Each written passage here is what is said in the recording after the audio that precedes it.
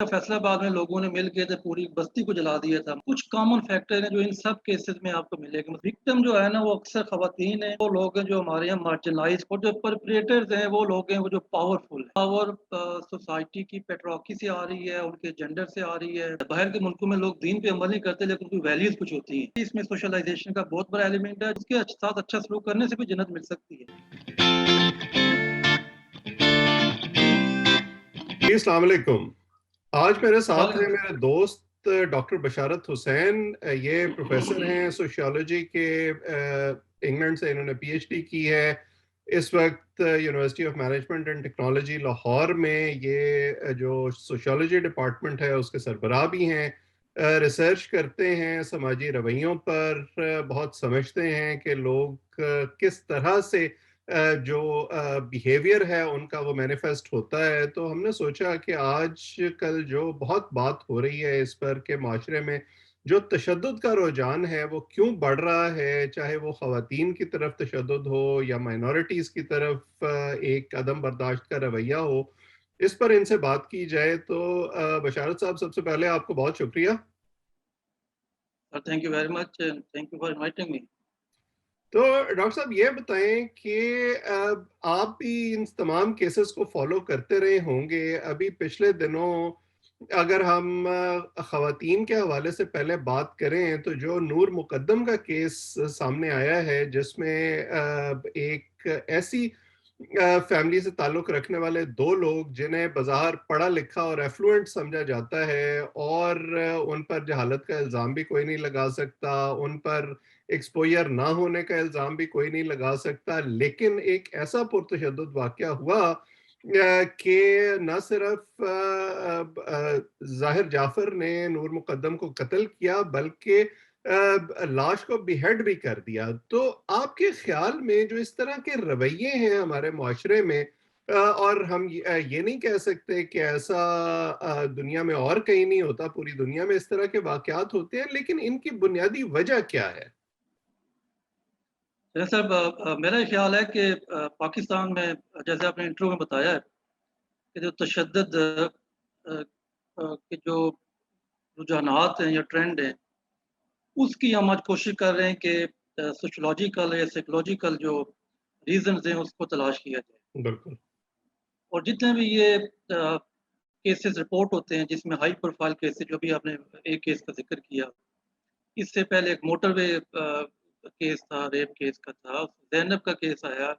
अभी पिछले ही वीक साहिवाल से कुछ 4 बच्चियाँ शायद वो लाहौर आई हों, लाहौर से आगे उनको बेचा गया हो, उनका एक केस आया है। ठट्ठा में आया है।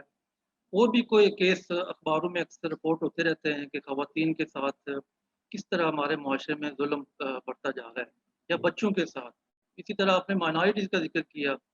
सच्ची बात है, मुझे वो वाक़या कभी नहीं भूलता, जब हमारे ही कुछ मुसलमान भाइयों ने मिल के तो एक कपल को उन्होंने जला दिया था कसूर साइट जी, पे, बिल्कुल। भट्ठे पे काम करते थे। अभी चंद तो दिन पहले भी इसी तरह का एक केस दोबारा हुआ है। हाँ जी, मुझे वो वाक़या भी नहीं भूलता जब फैसलाबाद में लोगों ने मिल के तो पूरी बस्ती को जला दिया था, हमारी जो मसीह बिरादरी के लोग हैं उनकी बस्ती को जला दिया था। तो मेरा ख़्याल है कि हर एक केस में कुछ तो इंडिविजुअल फैक्टर्स हैं जो शायद बाकी केसों से डिसिमिलर होंगे।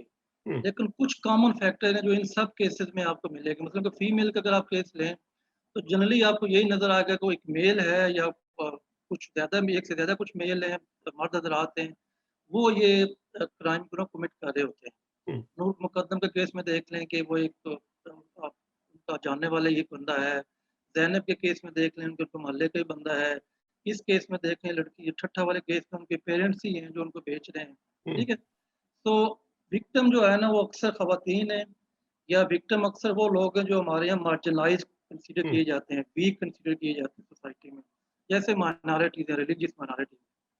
और जो परपेट्रेटर्स हैं वो लोग हैं वो जो पावरफुल हैं। हुँ, उनकी पावर सोसाइटी की पेट्रोकी से आ रही है, उनके जेंडर से आ रही है। जो सोसाइटी का एक रिलीजन है, उनकी पॉपुलेशन जो ज़्यादा है मुस्लिम की अदद, शायद उससे आ रही है। हुँ, तो ये चीज़ें कुछ ऐसी हैं जो कॉमन है, और कुछ ऐसी हैं जो मुख्तलिफ भी हैं। नूर मुकद्दम के केस में जैसे आपने कहा कि यहाँ जहालत का कोई ऐसा आप उसका रीज़न नहीं दे सकते, एक्सपोज़र का रीज़न नहीं दे सकते। लेकिन इसके अपने एक फैक्टर्स हैं।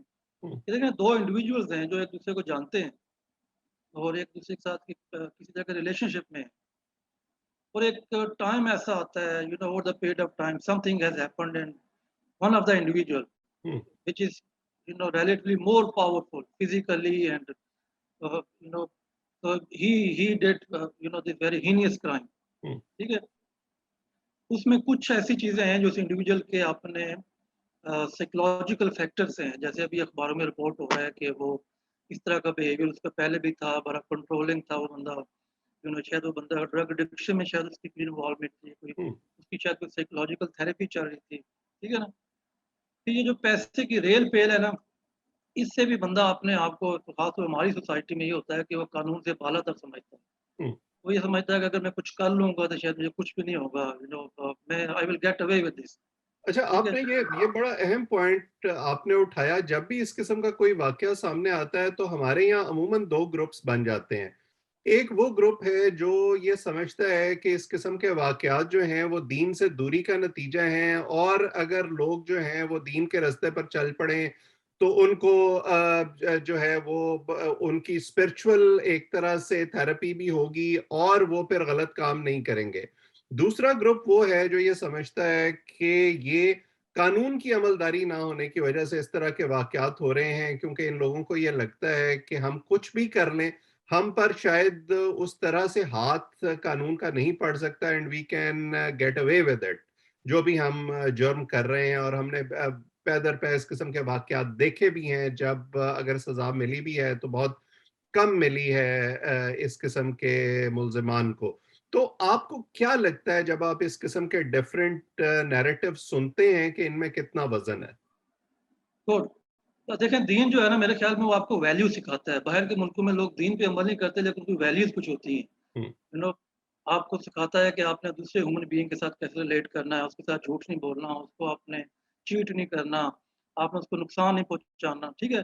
वो लोग भी जो कहते हैं हमारा कोई दीन नहीं है, हम अल्लाह को नहीं मानते या क्रिश्चियनिटी को बिलीव करते हैं, ठीक है ना? तो वो लोग भी कुछ सर्टेन वैल्यूज़ को फ़ॉलो करते हैं उधर। तो हुँ, मेरा ये ख़्याल है कि अगर हम ये कहें कि जी अ, लोग वैल्यू से दूर होते जा रहे हैं, या ह्यूमन वैल्यू से दूर होते जा रहे हैं, तो मेरे ख़्याल में वो ज़्यादा बेहतर होगा क्योंकि हमारे यहाँ बहुत सारे तबक़ात ऐसे भी हैं जो जब दीन को दरमियान में ले आए तो वो कहते हैं नहीं-नहीं ये तो ऐसी कोई इसको एक सेक्युलर डिस्कशन में ही रखें, आप दीन को कहाँ लेके आते हैं, आप लोगों को कैसे मदरसों में बिठा के ये चीज़ें सिखाएँगे, देखिए मदरसे भी तो आप मदरसों में भी तो ये चीज़ें हो रही हैं, फलाँ मुफ्ती ने ये कर दिया, फलाँ मौलवी ने ये कर दिया। तो असल चीज़ ये है कि दीन आपको वैल्यू सिखाता है, तो इसमें कोई शक नहीं है कि जिन वैल्यूज़ की आप ज़िक्र कर रहे हैं कि आपने दूसरे ह्यूमन बीइंग्स को नुकसान नहीं पहुँचाना, हुँ, दूसरे ह्यूमन बीइंग को आप चीट नहीं करना।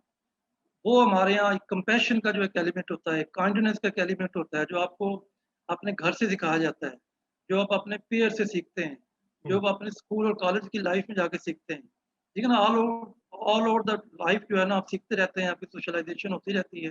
जो सोशल एजेंट्स हैं आपके सोशलाइज़ेशन के, आप मीडिया को देखते हैं, ठीक है ना? तो वो तो डेफ़िनेटली कम होती जा रही है हमारी सोसाइटी में, वो जो एक-दूसरे की रिस्पेक्ट थी, इज़्ज़त थी, काइंडनेस का एलिमेंट था, ठीक है? तो मेरे ख़्याल में इन सब केसेज़ में उन चीज़ों ने डेफ़िनेटली कंट्रीब्यूट किया है। तो ये कोई ऐसी बात नहीं है कि ये हमारी सोसाइटी में है ये तो लॉन्ग हिस्ट्री है। हुँ, शुरू-शुरू में जो 2 इंसान पैदा हुए थे, 2 भाई उन्होंने देखना एक ने दूसरे को कत्ल कर दिया था ना। हुँ। तो इंसानी मुआशरे में तो इस तरह की चीज़ें होती रहेंगी। लेकिन हमने करना ये होता है कि जितना भी हो सके हमने कोशिश करनी है कि अपने इंसानों को, अपने मुआशरे के लोगों को जितना अच्छा बेहतर इंसान हो सकता है, उनको अच्छा इंसान बनाना है। देखें, ये जो फैमिली में भी ये ये बात जो आप कर रहे हैं, ये बड़ी अहम बात है कि इंसान जैसे हम जब इंसानी नफ्सियात की बात करते हैं, तो इंसान की जिबिल्लत में हैवानियत है एक खास तरह की। लेकिन जो सिविलाइजेशन का प्रोसेस है, उस प्रोसेस में जब आप आगे चलते हैं, जिसको अब हम कहते हैं कि आप चीज़ें सीखते हैं मुआशरे से, अपने घर से, जिसको तरबियत का एलिमेंट हम कहते हैं, उसमें आप उस जिबिलत पर काबू पाना सीख जाते हैं। तो यस। क्या वजह है कि मुआशरे में ये जो सिविलाइजेशन है, ये कम हो रही है या उसका पर्दा चाक हो रहा है, और लोग जो हैं, बजाय इसके कि वो ये सीखें कि उन्हें इस तरह के काम नहीं करने और इस तरह के वाकयात कम हों, हमें बढ़ते हुए नजर आ रहे हैं? क्या आपने पीयर्स का ज़िक्र किया, आपने घर की तरबियत का ज़िक्र किया, आपने तालीमी इदारों का ज़िक्र किया। क्या हम ये कह सकते हैं कि ये सिलसिला जो है ये घर से शुरू होता है, जो बच्चे अपने घरों में इस किस्म के वाक़यात देखते हैं, फिर अपने मुआशरे में जब इस किस्म के वाक़यात देखते हैं तो इट ऑल एड्स अप और फिर इस किस्म के रवैये जो हैं वो उनके अपने तर्ज़ अमल में भी सामने आना शुरू हो जाते हैं? बिल्कुल सर, ऐसे ही आपने ठीक कहा। देखें, आपकी जो तरबियत है सबसे पहले घर से शुरू होती है, फैमिली हुँ, से शुरू होती है, आपकी मदर से, आपके पेरेंट्स से, ठीक है? आपके सिबलिंग से शुरू होती है।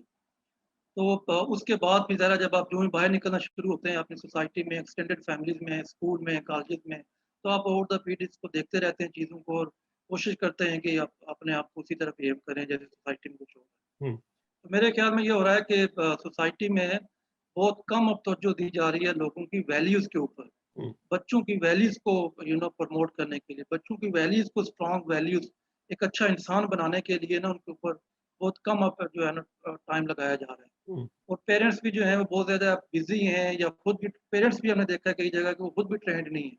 शायद उनकी अपनी वैल्यूज़ भी इतनी स्ट्रॉन्ग नहीं होती, हुँ, ठीक है? फिर ये है कि बच्चे बहुत सारी चीज़ें मीडिया से लर्न करते हैं, अपने पेरेंट्स से लर्न करते हैं। हुँ, तो ये तो है ना कि आप कंटीन्यूअसली एक बंदे को, अपने बच्चे को, चाहे वो छोटा है, बड़ा है, अपने भाई को, बहन को, आप कंटीन्यूअसली उसको रिमाइंडर भेजते रहें। अगर किसी ने उसने कोई गलत काम किया है, तो आप उसकी सरज़नश करते रहें, सोसाइटी हुँ, उसकी सरज़नश करती रहे, पेरेंट्स सरज़नश करते रहें। देखिए, नूर मुकद्दम के केस में हमने देखा है कि जाफ़र के बारे में उसके पेरेंट्स बहुत सारी चीज़ें जानते थे। हुँ, तो किस हद तक उसकी सरज़नश कर रहे थे, किस हद तक वो उसको कर रहे थे कि आप इस तरह के काम ना करें, किस हद तक वो मॉरली उसको डिस्करेज कर रहे थे या फाइनेंशियली उससे जो है ना अपना हाथ खींच रहे थे। ठीक है ना? वो हमें नज़र नहीं आ रहा। हमें देखा कि वो बच्चे के पास ज़्यादा ही फ्रीडम है, अपने हिसाब से वो चल रहा है, हुँ। बड़ा इंडिपेंडेंट सा है बंदा, वो कहीं काम करते जा रहा है। अच्छा मेरा एक यही और ख़्याल जी, जी, आप बात पूरी करें। तो मेरा यही ख़्याल है कि वाक़ई इसमें सोशलाइज़ेशन का बहुत बड़ा एलिमेंट है, जिसमें बहुत आपके फॉर्मल जो इंस्टीट्यूशंस हैं, स्कूल, कॉलेजेस और जो नॉन फॉर्मल इंस्टीट्यूशंस हैं, जैसे पेरेंट्स हैं, फैमिली है, जहाँ से आप सीखते हैं, उनका बड़ा रोल है सोशलाइज़ेशन में। अच्छा एक और जो हमारे यहाँ कल्चर की बात अक्सर होती है और मैं उस पर ये समझता हूँ कि अगरचे हम अपनी दीन की तालीमात की बात तो करते हैं लेकिन हमारे यहाँ इंडियन सबकॉन्टिनेंट में जो कल्चर है वो दीन के साथ मिशमैश हो गया है और बहुत सारी ऐसी चीज़ें कल्चरली हमारे उसमें रोज़मर्रा के तर्ज अमल में और जिस तरह हम दीन को प्रैक्टिस करते हैं उसमें दाखिल हो गई हैं जिनका ताल्लुक शायद उस तरह से नहीं बनता। मसलन ये कि जो मर्द है वो डोमिनेंट है और औरत को हर वक़्त दब के रहना चाहिए या ये जो ज़ात-पात का निज़ाम था इस रीजन में जिसमें कुछ ज़ातें जो हैं वो ज़्यादा डोमिनेंट हैं और जो कुछ तबक़ात हैं वो उनके मुकाबले में ज़्यादा रिसेसिव हैं और उन्हें दब के रहना चाहिए।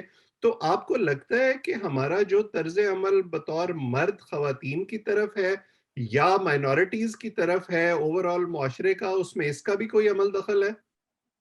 जी, बिल्कुल है। देखें, कल्चर का आप घर से ही सीखते हैं ना। आप हुँ, घर में देख रहे होते हैं कि आपके फादर जो है आपकी मदर के साथ कैसे बिहेव कर रहे हैं, आपके बड़े भाई जो है ना वो सिस्टर के साथ कैसे बिहेव कर रहे हैं, हुँ, या आपके दोस्त जो हैं वो किस तरह बिहेव कर रहे हैं बाकी गली मोहल्ले में जो खवातीन हैं उनके साथ। हुँ, तो इसमें वाक़ई कल्चर का बड़ा रोल है। देखें, दीन को भी ना सही समझा नहीं गया या समझाया ही नहीं गया। हमारे यहाँ दीन के जो इबादत के एलिमेंट्स हैं उन पे ज़्यादा फ़ोकस होता है। हुँ, कि नमाज़ कैसे पढ़नी है, रोज़े कैसे रखने हैं, उसका कितना सवाब है। ये नहीं बताया गया कि अगर आप किसी के साथ एक अच्छा सलूक करेंगे, जो आप कमज़ोर आदमी है, हुँ, उसका कितना सवाब है। उसके साथ अच्छा सलूक करने से भी जन्नत मिल सकती है। हुँ, उसके साथ अच्छा सलूक करने से भी आपको हूर मिल जाएगी। हुँ, ठीक है ना? तो नबी पाक सल्लल्लाहु अलैहि वसल्लम तो आप इतना बड़ा एम्फसिस होता था कि जी आप उन्होंने कहा था कि जंग के दौरान आपने इंसानों को बताया, उन्होंने डिटेल में बता दिया कि आपने औरतों को नुकसान नहीं पहुँचाना, आपने बुजुर्गों को नुकसान नहीं पहुँचाना, जो हथियार डाल दे उसको नुकसान नहीं पहुँचाना। बल्कि उन्होंने कहा कि बिला वजह आपने दरख्तों को भी नुकसान नहीं पहुँचाना। हुँ, तो जिस दीन में इतना कहा गया हो, तो कितनी दफ़ा हुआ है कि हमारे मौलवी हज़रात ने बताया हो कि जी आपने बिला वजह किसी की जो है ना दरख्त नहीं काटना, या जो घर में या गली मोहल्ले में या स्कूल में जो आपके क्लास फेलोज़ हैं या जो आपके रिलेशनशिप में हैं, आपने उनको नुकसान नहीं पहुँचाना। हमारे यहाँ तो ये बातें कम लोग करते हैं ना, हुँ, ठीक है? तो बिल्कुल ऐसे ही है, हमारे यहाँ यही किया जाता था कि मर्द डोमिनेट करता है। जी, इस्लाम में जो है ना मर्दों को औरत का जो है ना हक़ बना के भेजा गया है। जी, वो औरतें जो हैं वो मर्द के लिए खेती हैं। तो भाई सब कुछ है, लेकिन आप ये भी तो कहा गया है ना कि जी आपने उनके साथ अच्छा सलूक करना है। हुँ। तो अच्छे सलूक में ये कहाँ आता है कि आप उसको कत्ल भी कर दें और फिर आप उसको जो है ना इस तरह उसकी बेहुरमती भी करते फिर उसकी लाश, ये वैसे ठीक है आपने ना? अच्छा कहा कि अगर सवाब के कॉन्सेप्ट में जो है इन चीज़ों में भी मर्द हज़रात को ये समझाया जाए कि जो है हूरें इस तरह से भी मिल सकती हैं, तो शायद ये उनके लिए इंसेंटिव ऐसा बन जाए कि वो इस तरफ चलने की कोशिश करें। अच्छा, एक जो देखिए जी, जी। एक बात मैं यार देखें, मतलब नबी पाक सल्लल्लाहु अलैहि वसल्लम की हदीस है कि आप जब तक आपके घर वाले आपसे खुश नहीं होंगे, आप जन्नत में दाखिल नहीं हो सकते। हुँ, आप बेशक जितने मर्ज़ी आप नमाज़ें पढ़ लें, आप जितने मर्ज़ी हज कर लें, रोज़े रख लें, चिल्ला चिल्ले काट लें, दाढ़ियाँ रख लें, हुँ, लेकिन आपके अगर घर वाले, अगर आपकी मिसेज़ जो हैं, अगर आपके बच्चे हैं, वही कह देंगे कि इस बच्चे ने हमारे साथ अच्छा सलूक नहीं किया, अच्छा हुँ, बर्ताव नहीं किया, तो आपकी वो नमाज़ें, आपके वो रोज़े किसी काम के नहीं रहेंगे। हुँ, और बिल्कुल मेरा ये सही। ख्याल है कि इबादत भी ना आपको हम्बलनेस सिखाती हैं। हुँ, इबादत भी आपको ये चीज़ें सिखाती हैं कि आपने माशरे में काइंडनेस के हुँ, साथ रहना है। आज हुँ, इबादत भी आपको ये सिखाती हैं कि आपने जो कमज़ोर लोग हैं उनका ख़्याल रखना है। नबी पाक सल्लल्लाहु अलैहि वसल्लम ने अपने ज़माने में पूरी ज़िंदगी में ये बातें बताते रहे और पर्टिकुलरली जो उनका आखिरी खुतबा है, हिज्जतुल विदा के मौके पे जो दिया, तो ख़ास तौर पर उन्होंने कहा कि आपने कमज़ोरों का ख़्याल रखना है। औरतों का हुँ, उन्होंने बाकायदा ज़िक्र किया। हुँ, ठीक है ना? तो हमारे यहाँ तो वो चीज़ें कम बताई जाती हैं ना कि आपने कैसे सलूक करना है वो अपनी औरतों के साथ, बहन के साथ। लेकिन उनकी तो रज़ाई बहन थी, तो हुँ, जब वो उनके साथ मिलने के लिए आई तो वो खड़े हो गए। हुँ, तो हम अपनी सगी बहनों के साथ कितना अच्छा सलूक करते हैं। हुँ, बिल्कुल सही। हमारे यहाँ अच्छा, जितने भी ये ऑनर किलिंग के क्राइम्स हो रहे हैं, बिल्कुल, ये बिल्कुल। पेरेंट्स अपनी बच्चियों को फ़ोर्स कर रहे हैं। देखो ना हुँ, जिन पेरेंट्स की ये बच्चियाँ वो साहिवाल से चल के लाहौर आई हैं, हुँ, यू नो वो पेरेंट्स किधर हैं? हमारे यहाँ कितने ऐसे कपल्स हैं जिन बेचारों की औलाद नहीं होती। वो हुँ। कितने दुआएँ माँगते हैं, वो कितने बेचारे मन्नतें माँगते हैं, कितने इलाज करवाते हैं। मुश्किल से लोगों को औलाद मिलती है और जिनको मिली हुई देखे ना उसको ख़्याल ही नहीं। हुँ। अच्छा, एक जो हमारे यहाँ कानून के हवाले से बात होती है अक्सर, वो ये है कि अगर सज़ाएँ सख्त कर दी जाएँ और ज़्यादती के मुल्ज़िमान को फॉर एग्ज़ाम्पल चौक में फांसी पर लटका दिया जाए, तो उससे बड़ी डिटरेंस पैदा होगी और मुआशरे में जो है उसके बाद क्राइम इस तरह के कम हो जाएँगे। आप इससे पहले पावर डायनामिक्स की बात कर रहे थे और जो एक आपका फ्रेम ऑफ रेफरेंस होता है, जो सारी ज़िंदगी आपके तजर्बात का निचोड़ होता है और फिर वो कोई अमली शक्ल इख्तियार करता है, उसकी आप बात कर रहे थे। तो आपको लगता है कि जब तक उस फीडर को एड्रेस नहीं किया जाएगा, तो इस तरह सज़ाएँ देने से कोई मसला हल हो सकता है? देखिए मेरा ख़्याल है जैसे हम अभी ज़िक्र कर रहे हैं कि मल्टीपल फैक्टर्स हैं जो कंट्रीब्यूट करते हैं हुँ, किसी भी इस तरह के क्राइम को कमिट करने में, किसी इस तरह के बिहेवियर को या एक्शन को कमिट करने में। इसमें कुछ इंडिविजुअल फैक्टर्स हैं, कुछ सोसाइटी के फैक्टर्स हैं, कुछ इंस्टीट्यूशंस के फैक्टर्स हैं, हुँ, कुछ स्टेट लेवल के फैक्टर्स हैं। तो अगर तो आप फ़ोकस कर देंगे ना किसी एक चीज़ के ऊपर, जैसे हुँ, हमारे यहाँ होता है हाँ जी, कि जी ज़ैनब का केस हुआ तो उन्होंने कहा जी लेजिस्लेशन करें और लोगों को लटका दें और इस बंदे को चौक पे फांसी दे दें। तो इससे किसी हद तक तो मेरे ख़्याल में कंट्रीब्यूशन हो जाएगी, वो मे बी कुछ दिनों के लिए, कुछ टाइम के लिए मे बी लोगों को ज़्यादा डिटरेंस होगी, हुँ, ठीक है ना? लेकिन इन द लॉन्ग अगर वो चाहते हैं कि इस इश्यू को हल किया जाए, तो आपने उन सारे फैक्टर्स के ऊपर काम करना है जिसका हम ज़िक्र कर रहे हैं। हुँ, कि शुरू से ही बच्चों के ऊपर अच्छी तवज्जो दी जाए, उनको अच्छा इंसान बनाया जाए, उनको ये सिखाया जाए कि आपने दूसरे लोगों को कैसे बिहेव करना है। उनको ये भी सिखाया जाए कि अगर आपके साथ कोई ज़्यादती कर भी जाता है, तो आप उसको माफ़ भी कर सकते हैं। हुँ, देखें इन कितने सारे केसों में तो शायद ही हमें कोई नज़र आता होगा किसी बंदे ने ज़्यादती की हो। लेकिन फ़र्ज़ करें कोई ज़्यादती क आपसे ही कोई ज़्यादती कर जाता है, हुँ, तो फिर भी आप उनको माफ़ कर दें। माफ़ करने से भी जन्नत मिल सकती है आपको। माफ़ करने से आपका जो है ना इज़्ज़त बढ़ती है, आपका बड़ापन ज़ाहिर होता है। हुँ, आप माफ़ को भी कर सकते हैं। तो इस तरह की चीज़ें आप सोसाइटी में सिखाएँ, टॉलरेंस भी हो। लेकिन अब कहते हैं जी नूरुल मुकद्दम ने कोई इनकार किया शायद शादी से तो उसने उसको वो कर दिया। उसने इनकार किया तो फाइन ये उसकी ज़िंदगी है ना। हुँ, आप तो उसकी ज़िंदगी तो नहीं ले सकते। अगर किसी ने जी मंगनी से इनकार कर दिया, शादी से इनकार कर दिया तो आप उसपे तेज़ाब फेंक देते हैं। हुँ, ये तो उसकी लाइफ़ है ना, ये उसकी मर्ज़ी है ना। आप टॉलरेट करें ना अगर किसी ने इनकार कर दिया, एक चीज़ आपको नहीं मिली आप उसको टॉलरेट करें। ये जो चीज़ें हैं साइकोलॉजिकली अपने आप अंदर में डालें ना आप, टॉलरेट करें नाकामी को, टॉलरेट करें इनकार को।